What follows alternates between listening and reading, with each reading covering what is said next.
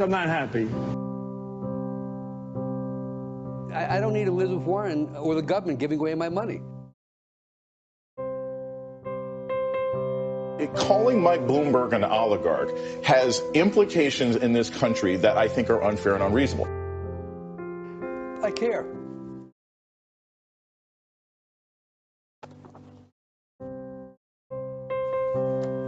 That's it.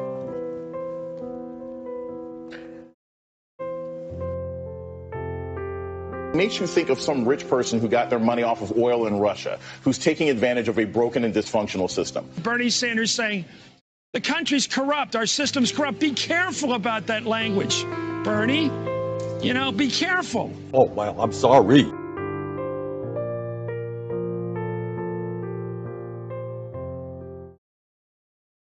Now witness the firepower of this fully armed and operational battle station. Big, massive dumps. Dumps.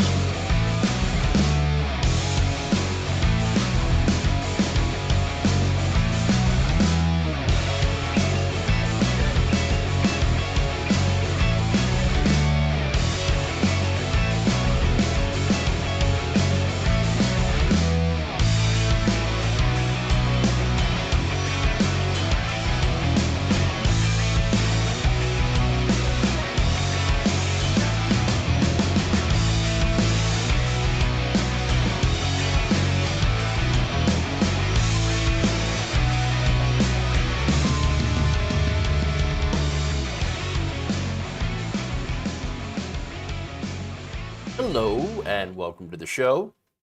It's Monday. We got a pretty heavy show for y'all today.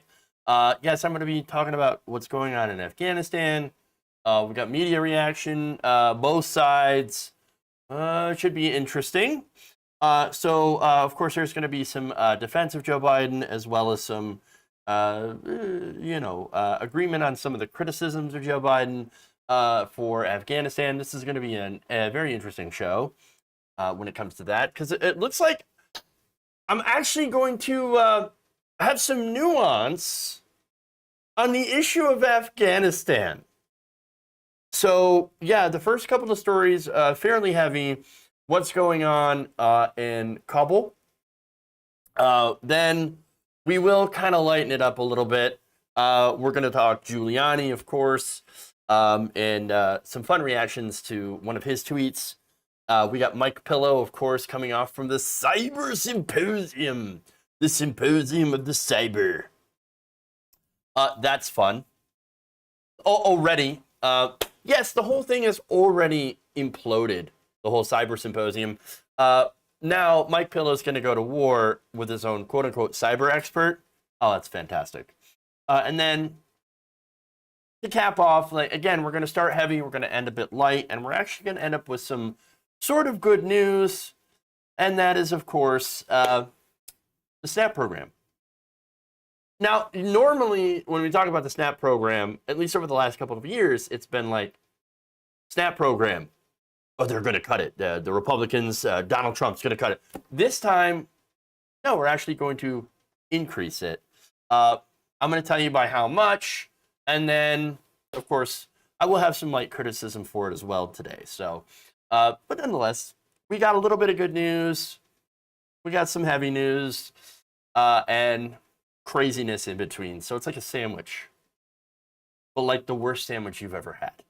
Okay, anyway. Thank you, TYT, for the raid on Twitch. Hey, everybody, please follow this channel.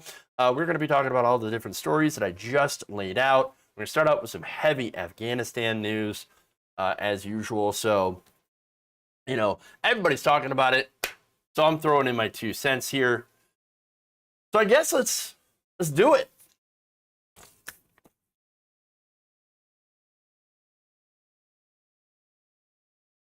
All right.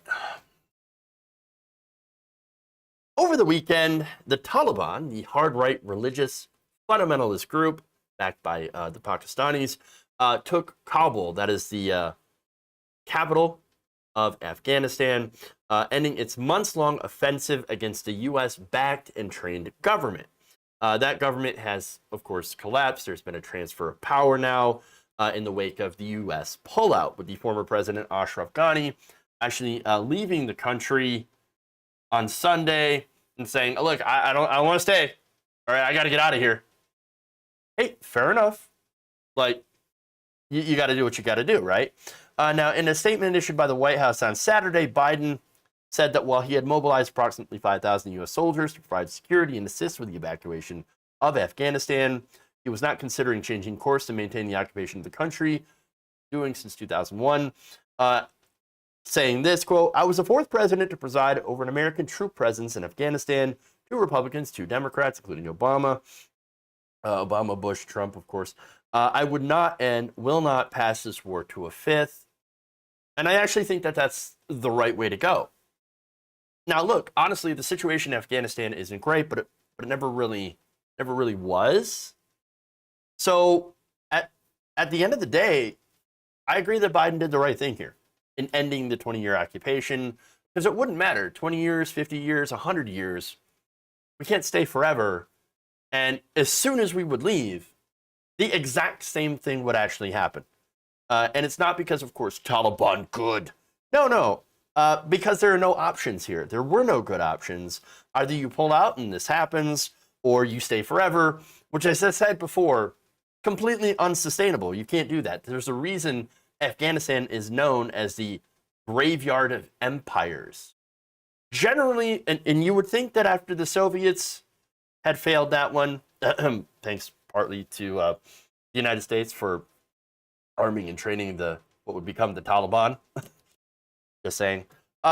You would think we would have learned our lesson, but no, American exceptionalism and hubris, because of course, America. Look, the truth is, after 20 years, trillions of dollars, hundreds of thousands of innocent lives, troops, and of course, innocent Afghan citizens, we end up having nothing long-lasting achieved, save for, of course, profits for the military-industrial complex. We knew this was going to happen, because invading an already fractured and factionalized country and then setting up a centralized, what ended up being a super corrupt puppet government, hey, that never works in the long run. Who knew? Who knew? We've seen this movie before, and of course it all ends the same way, sadly. And it really is an absolute tragedy for the people that are living there, that are going to live under Taliban rule again, especially the women and girls, and the fundamentalism that the Taliban, of course, is going to bring. It is a terrible situation for the people stuck in the middle, and a really good reminder of why we shouldn't have been there in the first place. Because in this situation, understand, on Twitter, I made a comparison here. For those, Star Trek nerds in the audience, like myself, this is the Kobayashi Maru. There is no win scenario. It's to judge, I guess, the character of the people that are taking the test. The United States took the test, and we failed absolutely, dismally. There is no winning here. There is no winning for anyone involved, except, I guess, for the aforementioned defense contractors who did make a boatload of money. Now, Barbara Lee, let me go back to her. Barbara Lee was the lone voice in Congress that said, no, I'm not going to authorize the use of military force for Iraq and Afghanistan. She was right. Bernie Sanders, look, I like Bernie Sanders. Bernie Sanders got this massively wrong.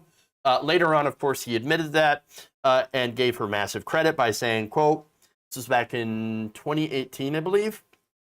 Well, only one person, my good friend Barbara Lee, was right on that issue. She was the only person in the House to vote against the war in Afghanistan. She was right. I was wrong. So was everybody else in the House. Now, you look on corporate media, and you're not going to see like, oh, no, yeah, Barbara Lee, absolutely right. Bernie Sanders, afterwards ended up being right. The people who are anti-war, who are anti-going to Afghanistan in the first place, that they were right. No, what you're seeing is, well, we should have stayed longer. We should have never left. The pullout was a mistake. That's what you're seeing. Disaster. And of course, I'll address the reaction to this in another segment. But first, I want to go to people that are having positive things to say about this before we go to the negative. So I want to go to Stephen Miles here, the executive director of the U.S.-based group Win Without War. So here's what he said on Friday, quote, "The tragic events unfolding in Afghanistan are yet further proof of the utter failure of our country's endless wars and the mindset that enables them." That mindset, of course, being American exceptionalism and, of course, imperialism. Nearly 2 decades of military intervention and occupation did not build lasting peace. No number of bombs dropped, no length of time occupied would have. And I think that's a very important lesson to take from this entire Afghanistan, quote-unquote, experiment that I guess some people are calling it. Terrible, right? Even saying something like that, like calling it an experiment. But anyway, peace activist Medea Benjamin also added, as the blame game for the Afghan crisis heats up, I want to add all who supported this disastrous invasion from the beginning, including those who have bashed us at anti-war protests. We were right, we're wrong. We should have never invaded Afghanistan, period. Once again, I agree. Lindsey German, convener of the UK-based Stop the War Coalition, also said in a statement on Sunday, quote, "The whole war on terror has proved a terrible failure, and this should have been admitted. We should also consider how the lives of Afghanis would have been improved if only a fraction of the money committed to this war had gone into improving their lives through investment in infrastructure, housing, education, and agriculture. That was an opportunity that could have been taken, but was ignored in favor of military solutions, and those have brought us to where we are today." Well, again, you're not going to see a lot of admission from the military contractors of, oh, this was a mistake, because it turns out it wasn't a mistake for them. They made out handsomely, incredibly well. And so for them, it's like, oh, yeah, no, what are you talking about? This was great. We love it. We love this endless war stuff because it's endless profit. There's more. And let me just, by the way, add that this was, and you're going to see a lot of hand-wringing, a lot of pearl clutching in corporate media today about the poor Afghanis, the Afghanistan citizens, the women and girls, but understand that it's not really their lives that the U.S. really actually cared about, that the government did. This is about, again, the failed war on terror that was started by Bush and continued all the way up until now. Nothing is more evident than the fact that this pullout didn't involve bringing our Afghan allies out of the country, which they could have done a couple of months in advance. We just kind of left people twisting in the wind. And that is something that you can, criticize the Biden administration for. Turns out his pullout game is hella weak. We could have been flying those refugees out of the country, but we didn't. And we actually end up having some incredibly heartbreaking scenes that I'm about to show you.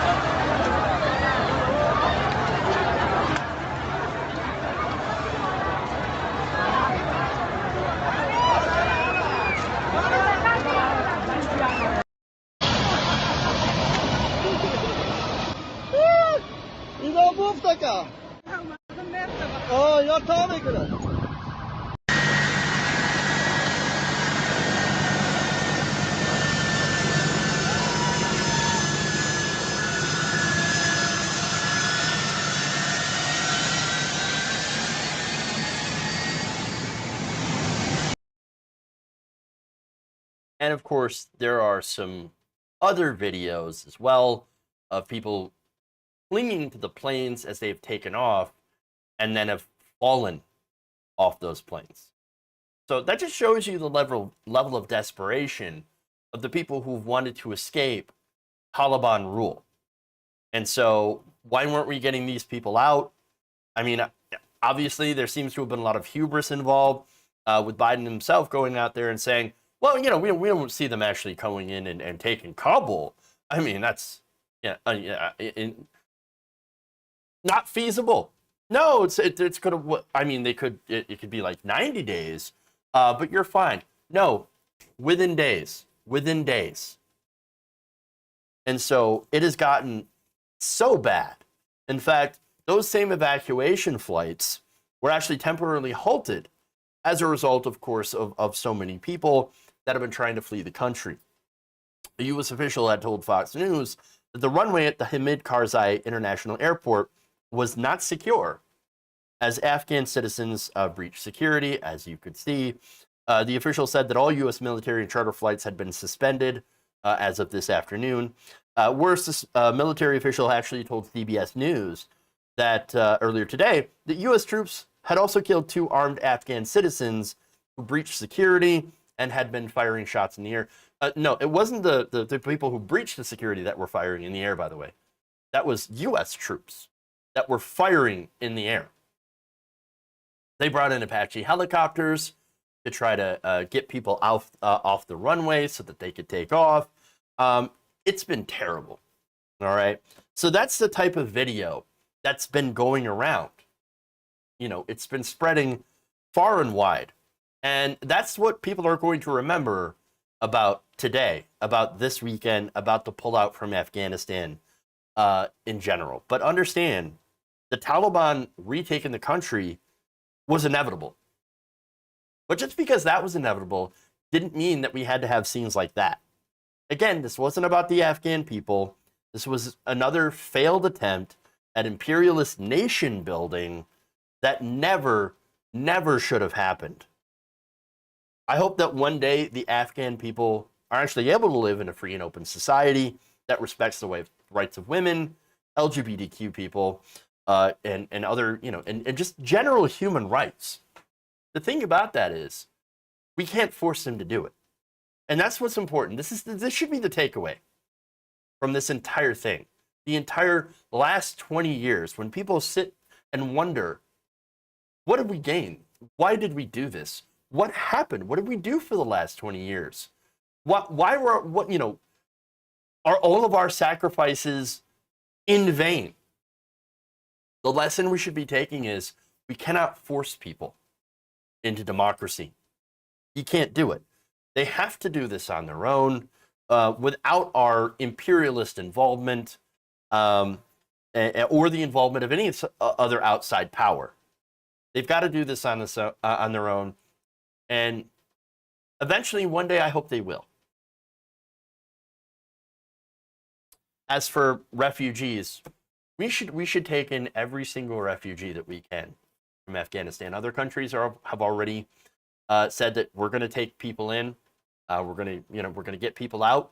We're going to send planes, and I think that's the right thing to do. I wish we would have done that sooner, but again, there's that whole hubris that happened, and so all I can say is I hope for the best for the Afghan people, that we can get as many of them out as we can. I think that they should be welcome here in the United States to get away from that oppressive rule.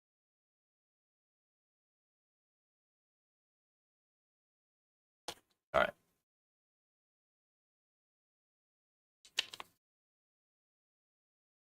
right. Didn't Trump run around patting himself in the back of how he defeated the Taliban 100%? Wasn't that ISIS? Saudi Arabia is the same as the Taliban. Yeah, and they're considered our allies, so.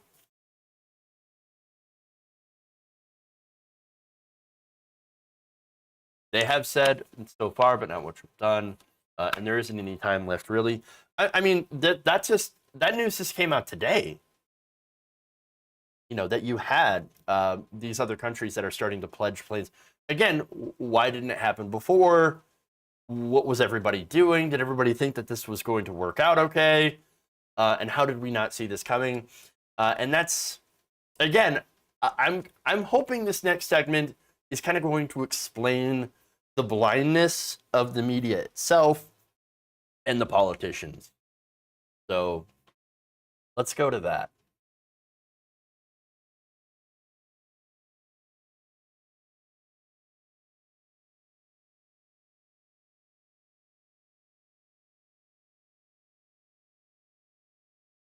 After the Taliban took Kabul from Afghan forces, which of course signaled the end of the American experiment in imperialism in Asia, corporate media figures, both from the right and the lesser right wing, tore into President Joe Biden for going through with the withdrawal of troops from Afghanistan.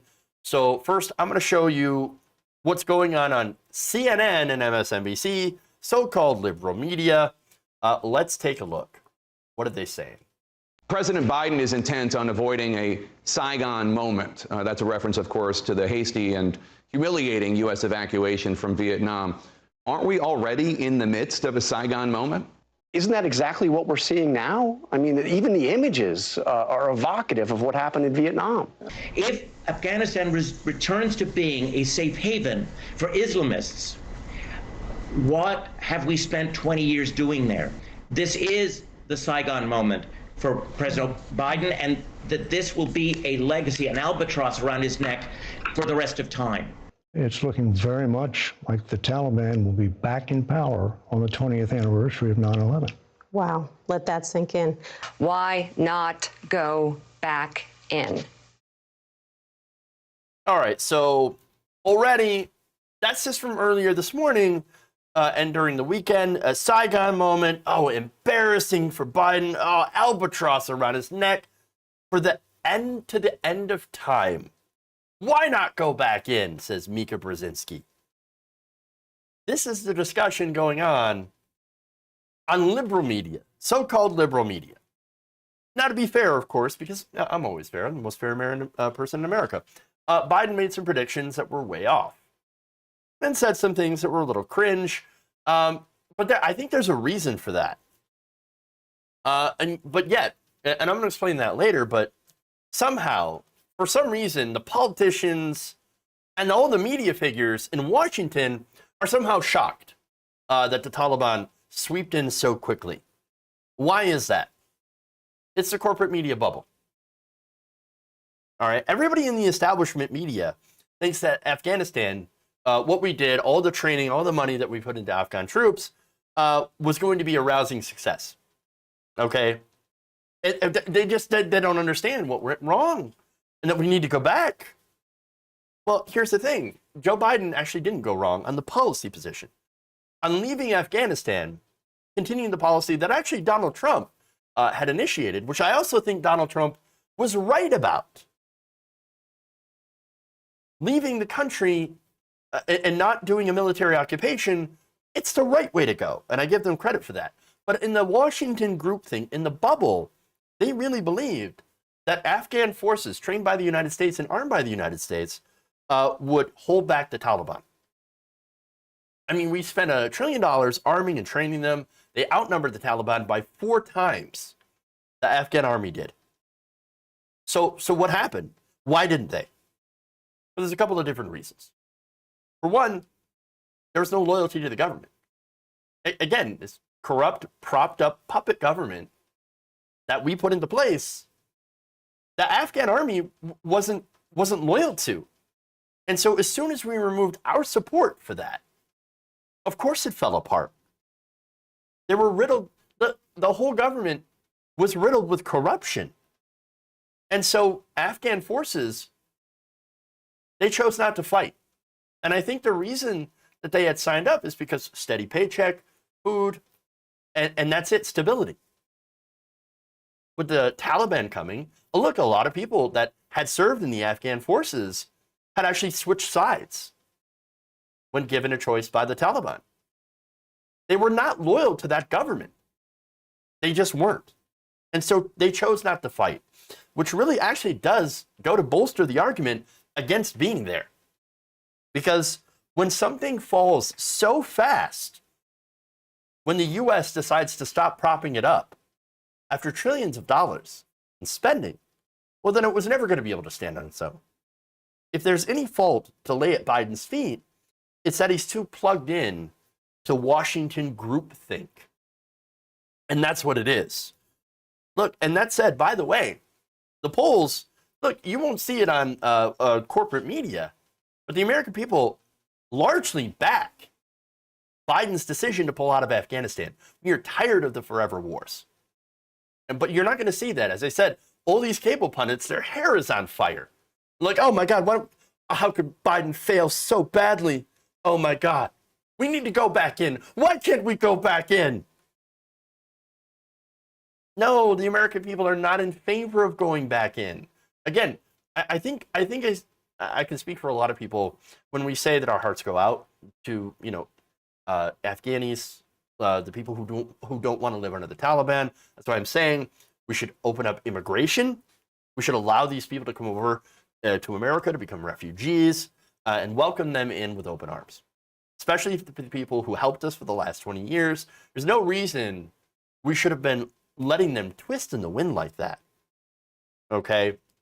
But as I said, while our hearts break, and a lot of people have a lot of empathy and are like, we're heartbroken by what's going on right now, and that the Taliban has taken over because they are a hard right, fundamentalist religious group. They are going to oppress people, oppress women. I mean, there's already stories coming out where women sent home from universities, they can't go to work.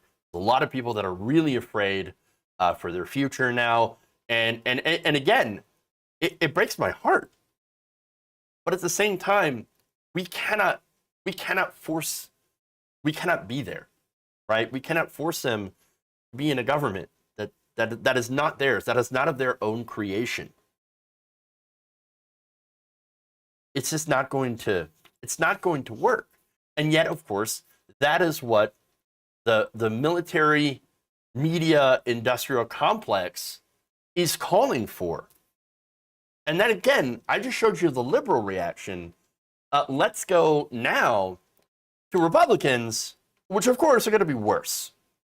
I think weak American leadership always harms American security. So this is in the context of a Biden administration that has basically abandoned the global stage in favor of climate change. Right? They've been focused on critical race theory while the embassy is at risk. It is the most shameful thing I have seen in my entire career in Washington. And you know what? It is shameful that Joe Biden hasn't spoken to the American people for 6 days while this one plays out. But what could he say? How can you defend the indefensible? This is either Joe Biden completely miscalculated, in which case he's incompetent, or he knew that this would be the result and didn't care, in which case he's a horrible human being. In either case, the American people deserve better from their commander-in-chief. It's just the most shocking thing I've witnessed in my career in Washington. All right, but there's more. We also have Senate Minority Leader Mitch McConnell. Here's what he said, quote, "The Biden administration's botched expert from Afghanistan, including the frantic evacuation of Americans and vulnerable Afghans from Kabul, is a shameful failure of American leadership. Everyone saw this coming except the president, who publicly and confidently dismissed these threats just a few weeks ago." So, look, this response, 100% expected. Corporate media, especially right-wing conservative media, but also, again, MSNBC, CNN, they love to cheer on war. They cheered on Iraq. They cheered on our invasion of Afghanistan. And now, of course, that you're seeing that the attempt to extricate ourselves from this no-win scenario is not going over well with the same military-industrial media complex that cheered us into the war to begin with. And look, just like we saw with Mika Brzezinski, McConnell is going to call for more war. In the statement bashing Biden, here's what McConnell said. It did not happen to happen this way. The United States had the capacity to avoid this disaster.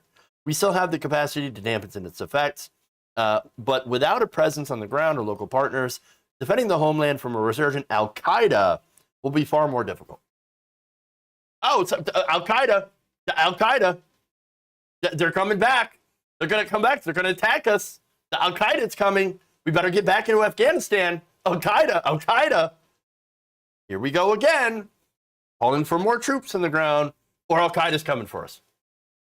9/11. 9/11. Here we go. Here's Leader McCarthy, Kevin McCarthy. Quote, Joe Biden has been a commander-in-chief for 7 months. The current failure in Afghanistan falls squarely on his shoulders. Even though it was Trump that actually did the pull-up. But I agreed with both of them, and I still agree. His lack of leadership during this pivotal moment has been shameful. It has only served to embolden our adversaries and let down our allies. By the way, while Republicans are criticizing Joe Biden for pulling out of Afghanistan, they have already scrubbed their website of Trump bragging about pulling out of Afghanistan. Yeah, of course. Of course. Here's Representative Liz Cheney. By the way, daughter of Dick Cheney. Ugh. Saying this, we've now created a situation where as we get to the 20th anniversary of 9/11, we go, we are surrendering Afghanistan to the terrorist organization that housed Al-Qaeda when they plotted and planned attacks against us. Trump also said that Biden had, quote, surrendered to the Taliban, even though Trump had tried to reach out and have peace talks with the Taliban in secret. Lindsey Graham, of course, said this, the long-term consequences for America flowing from this debacle in Afghanistan are enormous. America will be seen as weak in the eyes of our enemies and unreliable in the eyes of our allies. So there you go. More fear-mongering. Big surprise from Republicans and, of course, corporate media. Let me just say, in my opinion, the Biden administration's missteps on this, mainly about, again, corporate media bubble, not understanding that the Afghans had literally no loyalty for the government they were supposed to be fighting for, and you can't have a military force. Like, it's a military force with no... Okay, how do I put this? So, look, you all know nationalism. I think we all have some sort of sense of nationalism, or national identity, I should say. Because nationalism generally gets, used with the right wing, and of course, but like a sense of national identity, right? So a lot of these people that are fighting on the Afghan side didn't really consider themselves to have a national Afghani identity. It's more of like a local or regional kind of thing. And so they weren't really fighting for it. They didn't have the will to fight for that national identity that just didn't exist. And that's why they gave up, and that's why they didn't do it. But anyway, again, our failures to understand the very people on the ground were systemic throughout the entire time. Oh, they'll greet us as liberators. Remember that. Don't worry. We'll take this entire country and we'll unify it under our chosen representative for them. No, not going to work. It's a disaster every time it's tried. But again, steps from the Biden administration, notwithstanding, and not taking, of course, our allies with, or planning this out a little bit better.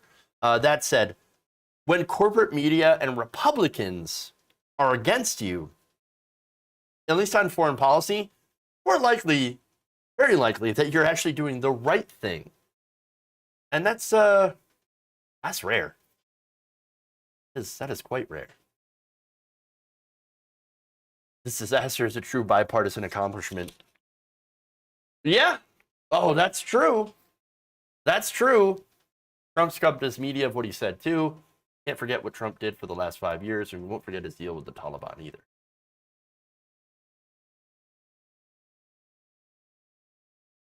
Interestingly enough, that's why the Taliban probably didn't attack our forces while we were doing the drawdown. They just avoided us. It was like, well, we deal with Trump, so, and we're going to get Kabul anyway, so whatever. So, yeah, all right. Anyway, let's move on. Let's lighten it up a little bit and get away from the foreign policy stuff.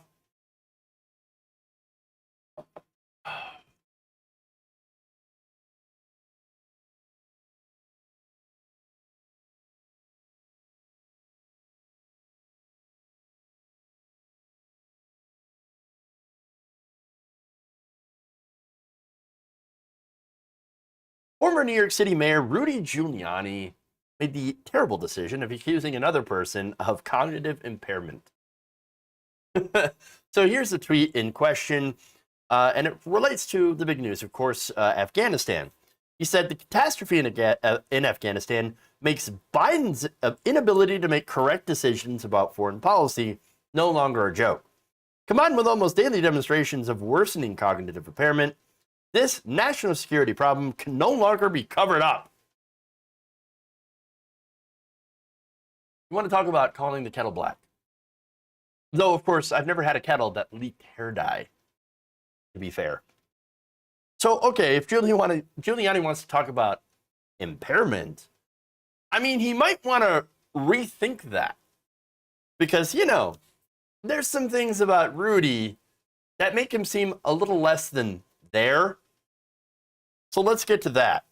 And we'll just go down a small list of things Rudy Giuliani has done to make people go, what? All right. So in 2018, rumors emerged that Rudy Giuliani was drinking a little bit too much, hitting a bottle too hard. As a friend speaking with New York Magazine revealed, he said, I quote, "I've seen Giuliani drink more in the past 2 years than I'd seen him drink in the past 20. So, yeah, a little hitting the bottle a little hard. A 2019 feature in New York Magazine also detailed a lunch meeting with Giuliani, which included him downing 2 Bloody Marys and toppling against a wall while walking down a ramp. Fun. In October 2019, he accidentally called an NBC News reporter with the call. A conversation involving a deal in Bahrain going to voicemail. As HuffPost reported, this was not an isolated incident.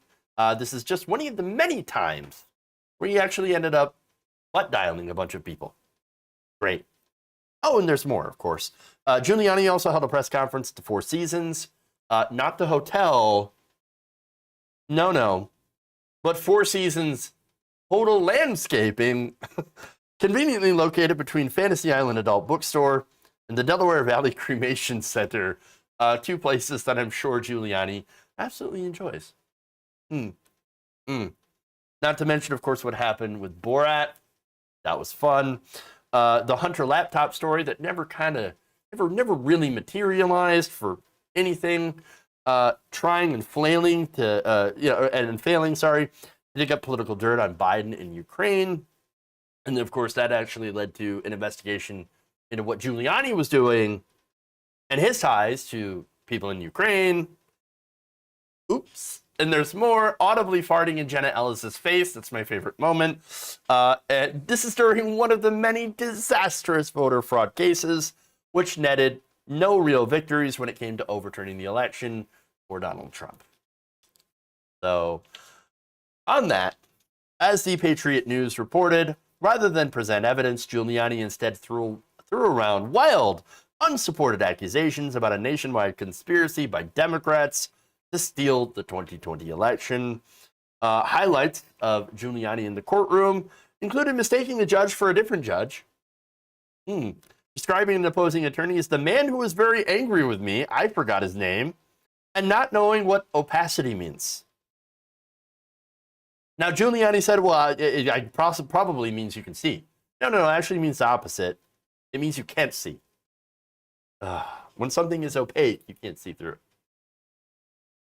So, yeah, that's a sampling of Rudy Giuliani and moments that you think, wait a minute, is this guy, he doesn't seem like he's all there, right? I mean, nobody who is all there or sober acts like that and does these things. Nobody.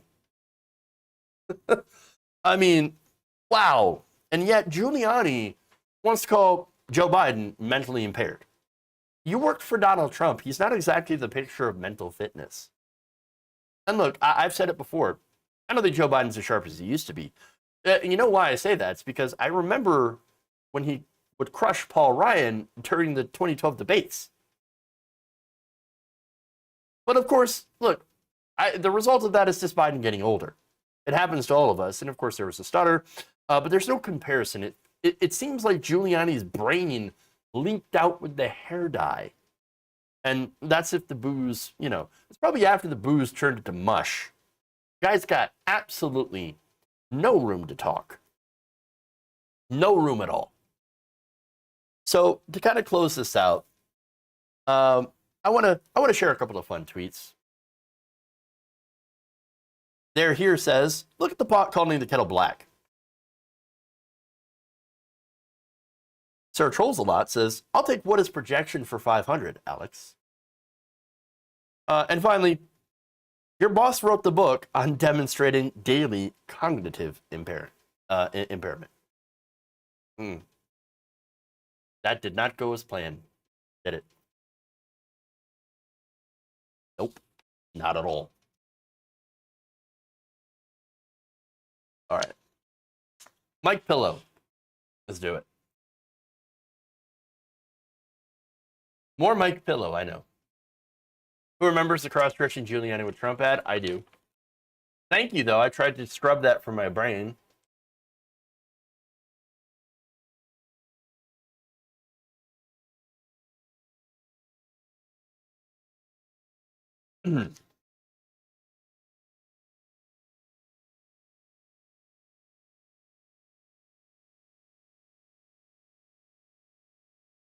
Mike Pillow's cyber symposium officially ended last week, and so far, surprised all of us, Donald Trump has not been reinstated yet. I know we just keep waiting and waiting and waiting. When's the reinstatement going to happen? It was supposed to be on Friday the 13th. What happened? What happened? Well, no, it turns out that if you were paying attention to the cyber symposium, you would have known that the whole thing turned out to be a complete and utter clown show. No actual evidence of Chinese tampering in the 2020 election, much less all the different conspiracy theories that were floated, including the Italy gate or FBI gate or whatever gate you want to come up with for people hacking into the election allegedly or something like that. And I'm sorry, the FBI gate, that was another conspiracy that actually involved January 6th. But anyway, so now, no, like I said, no evidence at all. In fact, you had a couple of cybersecurity experts who were there that were pushing back against this. You had expert J. Kirk Wiebe, a former senior national security agency analyst and whistleblower, saying that Mike Lindell did not actually have any data sets from the election. So now the whole thing that he was hinging on was packet captures. Oh, I got the packets and I captured it and I put them in my pocket and now I'm going to show you, but I'm actually not going to show you because, you know, it's too, they're going to come for me. They're going to attack me, the Antifa or whoever, right? I'll get to that part. But no, he didn't have the data. Nonetheless, at his cyber symposium, he had these big screens and all this, you know, these numbers and these spreadsheets, whatever, opened up to look like code. So, of course, that wasn't the actual packet captures. That scrolling text was actually likely to meant to resemble what they might look like. Maybe. Kind of. Sure. Random letters, random numbers, an approximation of what the code might look like, but not the actual code, which, of course, he doesn't have. So now, Dennis Montgomery, his name's going to come up, right? So Dennis Montgomery, turns out, we found out that he was Lindell's data source. So now, later on, of course, Mike Lindell says, oh, Dennis Montgomery, I don't know who that guy is. Coffee boy, right? Don't know him, never heard of him. Okay, well, there's a reason for that. Turns out Montgomery was accused on multiple occasions of selling, wait for it, fraudulent data. Oops. So again, disaster. And then, of course, in order to cover up all the failure and the failure to actually present any of the receipts for his so-called packet captures, he decides that on the last day, to claim that he was attacked by Antifa. Take a look. Last night when I got to the hotel, I was attacked. And Bill, here we're going to talk about where we're going today in light of this. And I've been in Mexico where they were cutting my head off, and I, you know, God protected me.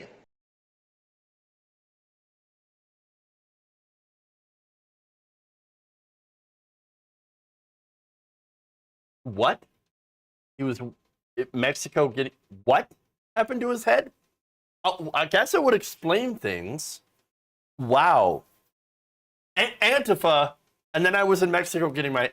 Oh, okay, wow. Hey, Mike, is Antifa in the room with you right now? Were they in the room? I'm just asking. But back to his cyber experts. One of his so-called cyber experts, as I've talked about before, revealed that he could not prove Lindell's claims that the election was stolen. In fact, I referenced him before in an interview with the Washington Times. Josh Merritt explained that he could not stand behind Lindell's claim, even though he had been paid by the executive to the Pillow executive to attend last week's cyber symposium. I don't know why I emphasize that, but he said, so our team said, we're not going to say that this is legitimate if we don't have confidence in the information. He also said about the so-called data, we were handed a turd, and I had to take that turd and turn it into a diamond. And that's what I think we did. My favorite quote ever, because it doesn't matter if you polish a turd, you're just going to end up having a turd with polish on it. That's it. It's still a turd. Oh. So now, this is to get to the point of where after this epic fail of a symposium, Mike Pillow decides he's going to go on Real America's Voice and start going after the that former cyber expert and say, oh, he ruined everything. He's smearing me. He's attacking me. All that stuff. And so I'm gonna show that video. But before I do, this is him going on Real America Voice and showing a taped conversation of that cybersecurity expert. Take a look. Technically, what they did violates any NDA because they're asking me to cover up and lie about fraud. And what happened was fraud. Now, with this, Josh, now I've talked to the red team. We have a lot of great people on the red team that I hired. This Josh, he wasn't asked to cover up things. He was asked to look into documents and do research. That's what red teams do. Now he tries to start discrediting the data. If we go to the next one, let's go to the next one here. And then they created that cover story of Lindell being attacked and then them being hacked. How does that help him? I mean, so what Lindell is doing is that he's airing this conversation and then trying to debunk it live by saying, don't worry, dog. What he says is not true. Believe me. Believe me.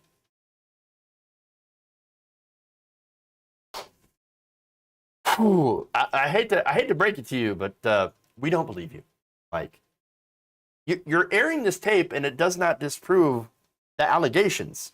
It's just him going through and saying, no, not true, not true. When we actually know the reality. Again, every cyber expert has asked to look at the data, and he's like, no, you can't look at my super secret special data. And everyone who allegedly has tried to look at the data said that there's nothing there. This is not an actual packet capture, and you can't really tell anything from this data at all. This entire symposium was a complete joke. It doesn't help him at all. And look, understand, Mike Pillow's a crazy person. He's in his own little world, and in that world, everybody's against him, not because he's talking complete and utter nonsense. No.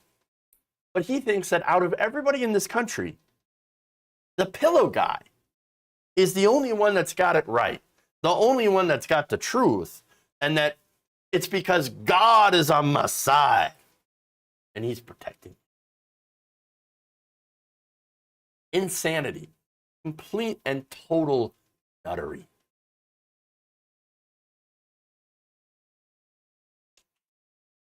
Cyber symposium is.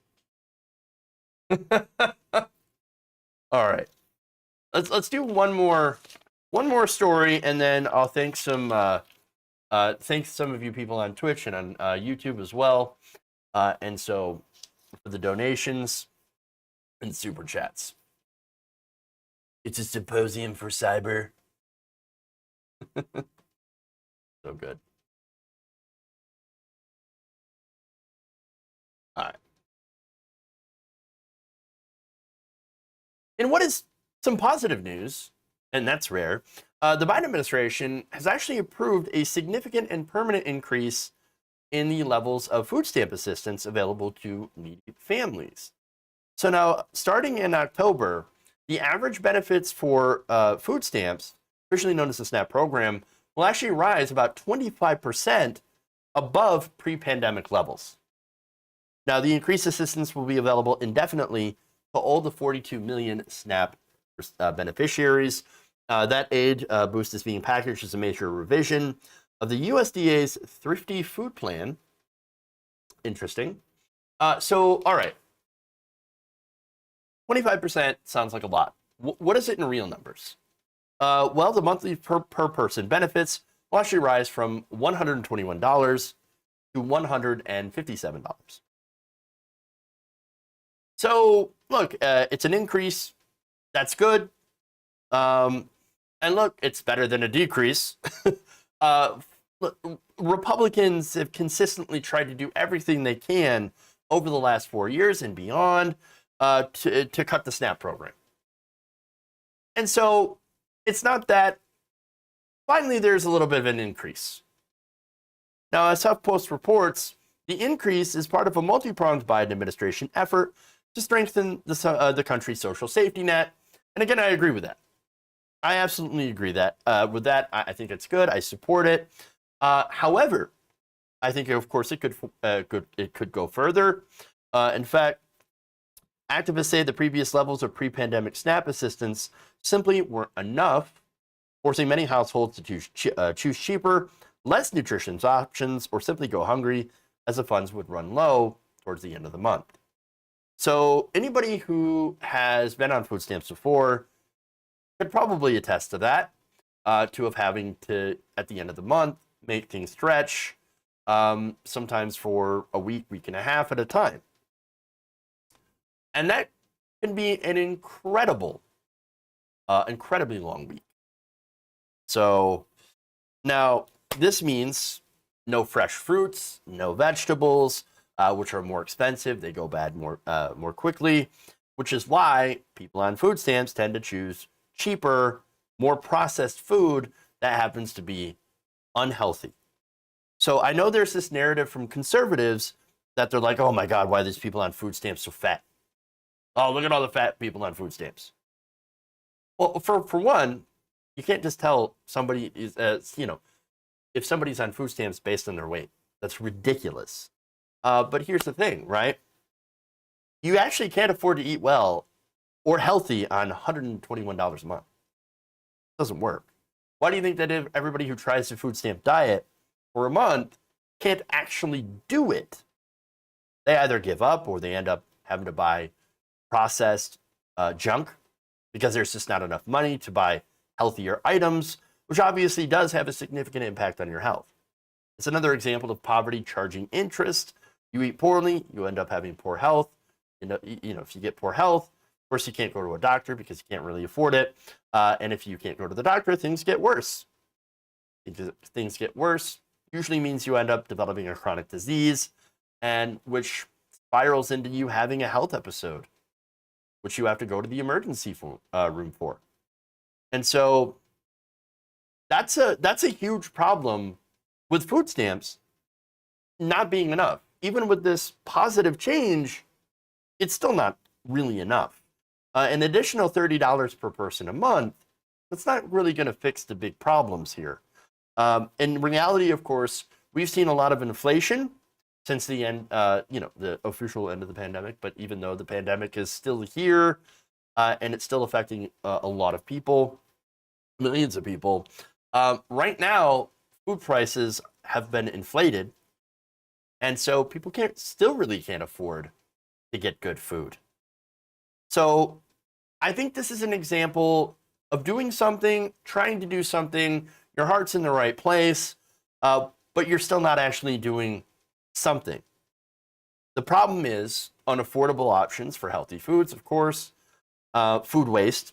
I mean, why do we waste so much food when it could be given away to those who need it? Of course, food deserts.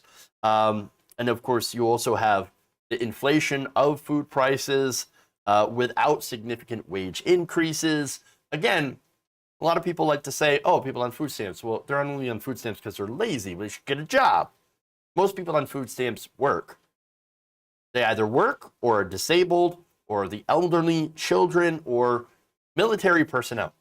Well, what about troops? I thought you cared about the troops, right? You want to support the troops?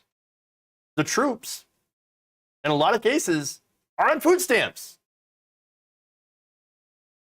Very seldom do you run into people like the lobster, buying lobster on food stamps guy that Fox News paraded out years ago. Years and years ago. Why? It's because the vast majority of people that are on the program, they're not stupid. They want to eat for more than 2 days in a row. And that's what happens. You're not going to be able to, if you buy steak, lobster, and shrimp, with food stamps, you're going to eat for like 3 days max, and then you're done. And you're out. And so holding people up like that as an example of systemic food stamp fraud is just absolutely patently ridiculous. It's incredibly rare. And look, take it from me. At one point, me and my family were on food stamps. And look, anybody who knows there's a lot of means testing involved, a ton of paperwork. There's a constant scrutiny on your assets and your spending, on your income. Every little thing counts against you, plus even more. Even when you're careful, this does not last unless you're, of course, you're doing bad, red beans and rice every night. So yeah, this is nice to see, being it is a large increase from what we had before, 25%. But it also shows that what we had before was incredibly inadequate. So, anyway. I'm having to go on food stamps because of disability. I've been fortunate because there have been food banks for restaurant workers in New Orleans. You have to eat food that stretches like rice and pasta, canned food, etc. And ramen noodles was a staple as well. And those things are just packed full of sodium. So, let's see. I knew active duty families that qualified for food stamps in WIC. True. Very, very true. Yes, you can buy anything uncooked with food stamps. Fat. Who's saying that you can't buy anything uncooked? Nobody's saying that. What we're saying is that if you're going to spend money, yeah, theoretically, okay. So you get your $150 food stamp for a month, right? And you go out and you buy a lobster, and you buy some, primo steaks. You're gonna eat for like 3 days, and then you're not gonna have anything left. That's okay. And so that's what frustrates me about the conservative narrative, that oh people are just they're lazy, they're buying the steaks and they're living the high life, for an entire month on our money. No, they're not. That's the thing. Sure, you can eat good for a couple of days and then you're starving the rest of the month. That's the problem that I'm pointing out. So yeah, I mean, if you want to be stupid with your food stamps, well, you could do that, but that's not going to help you very much. Oh, you cannot buy pre-made foods from stores with EBT is what they think they're saying. No delis and the like. Yeah, as far as I remember, that's true. Yep. I think there are some fast food stores that allow people to do that, to use food stamps there. Yeah, a few states you're allowed to buy fast food, mainly helps the homeless. I think you can do that here. Yeah, you have to learn how to spread things out, and that's why, of course, you end up having to go for the non-healthy options, the more processed, things with lots and lots of preservatives to make them last throughout the month. Again, I've been through that, and that's been my experience. You have to be really, really careful, really good with your money, frugal, or else you're not gonna last a month without going to a food bank. Poor people, okay. So they always say, "Oh, poor people don't know how to manage their money. They don't know how to manage anything." Well, that's why they're poor. That's why they're on food stamps. No. Some of the people on food stamps are actually some of the best, because they have to be at trying to budget and trying to figure out what they can afford on such a limited budget. And so, it's just there's so much, disinformation coming out, that has always been out about people that are on food stamps, SNAP program, and I keep trying to bust that disinformation, and give you the reality of what's going on and what these people actually go through. The grocery store where I live is nothing but junk food. To get healthy food, you have to drive all the way across town. Bougie part. So yeah, that's kind of the food deserts that we talked about before. So yeah, Dollar General is thriving. Sad, yet sadly true. Yeah, some people don't have places to cook. Homeless people obviously don't have a place to cook. Don't have a place to store food. So and Walmart, yes, Walmart does get all the business. And if you think about it, it's kind of like a subsidy to Walmart. So yeah. All right. Anyway, that's all I got. Please like and share the stream if you haven't already. I do want to give some thanks here for all the new follows. Welcome. Late Bloomer 66, thank you for subbing at tier 1. Tempodan 918, thank you for gifting 2 tier 1 subs. Metal Kitty Mom, thank you for subbing for a month at tier 1. Appreciate it. Thank you for the hype train, by the way. That was awesome to see. Yeah. Let's go over here to the YouTubes and read some super chats when I put this up. Give me just a moment here.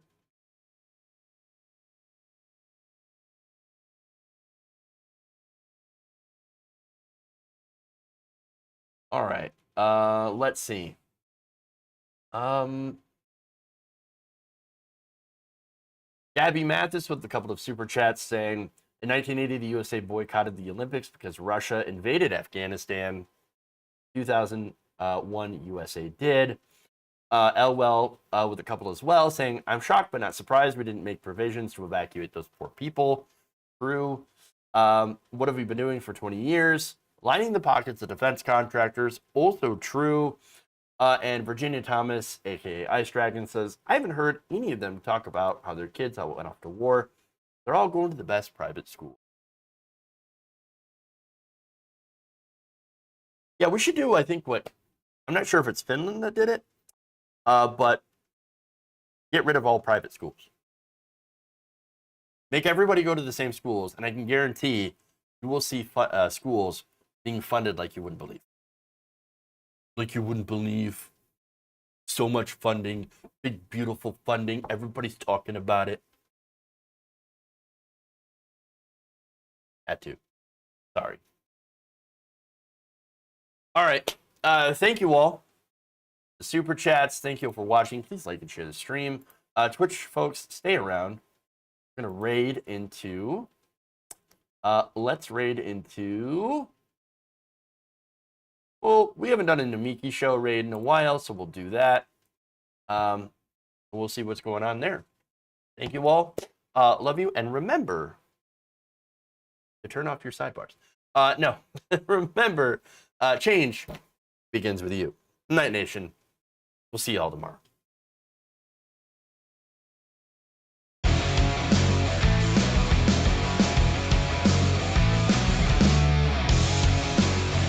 Please clap. Dumps. Big, massive dumps.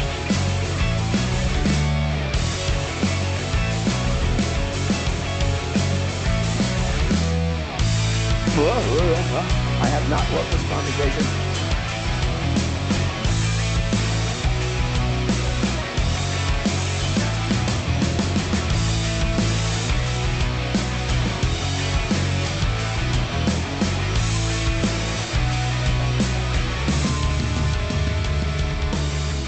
There's insanity in the control room. They're kicking me out the door. They're kicking me out the door.